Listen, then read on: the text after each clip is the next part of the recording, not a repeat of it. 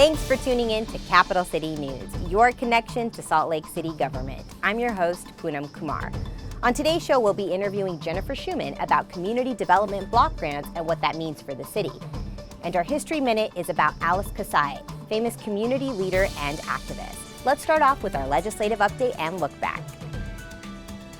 At the March 15th meeting, the City Council discussed the Police Civilian Review Board. Discussion included an overview of the board's role, as well as discussion of possible training opportunities for board members and potential conflicts of interest. Also at that meeting, the council held a number of public hearings at which more than 70 people spoke. Dozens of applicants for federal grants addressed the council. Dozens more commented on the review board and police use of force.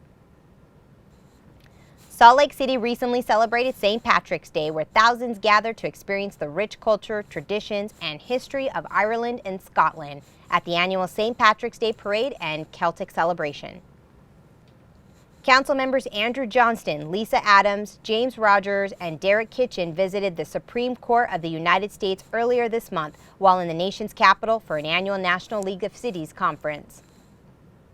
Congratulations to 17 new graduates of the Salt Lake City Police and Fire Departments who took their oath of office earlier this month. New police officers will embark on 15 weeks of field training with veteran officers in order to be certified for solo patrol work. As part of the commitment to increase and promote diversity within the workplace, the city is proud to recognize new officers and firefighters, which include 4 new women and 3 new Spanish-speaking officers. And now we'll talk to Jennifer Schmann with the city's Housing and Neighborhood Development Division about what community development block grants are and what that means for the city. My name is Jennifer Schmann. I've worked for Salt Lake City for the last 9 years in Housing and Neighborhood Development Division. And in my role as a capital planning manager, I oversee about $6.5 million worth of federal funds that the city receives to do some very specific goals. The Community Development Block Grant Funding is a term that you'll hear about a lot, CDBG. These are federal funds that come back into our community to help better our community as a whole. So everyone pays taxes. Nobody loves paying taxes, but we all pay them, right? Federal, state, local.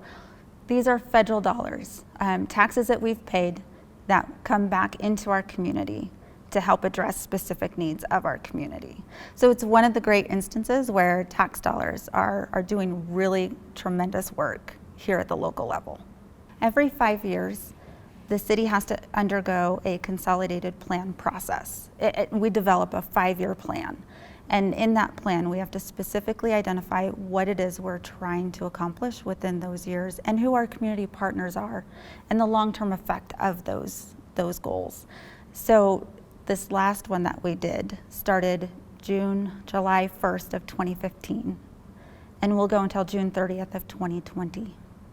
There's 3 main components of the grant specifically, and that is to address affordable housing, to provide social programs specifically for low to moderate income residents, and then also infrastructure. And that can be streets or sidewalks, doing ramps so that folks that maybe have ADA issues can still traverse our ramps. It could be economic development where we are doing facade programs to make buildings look nicer. We love to hear from community members, and we would encourage those that want to find out more information about our consolidated plan or the programs we've funded, the goals of the plan, to go to our website.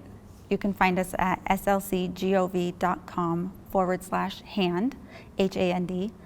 And there you'll find all sorts of reports and plans. And we also have a mailing list, an email list, where if anyone wants to become familiar about these programs or what we're doing, we would encourage them to contact us and let us add them to our list so that we can keep them informed about anything that our office is doing. Next up is our History Minute.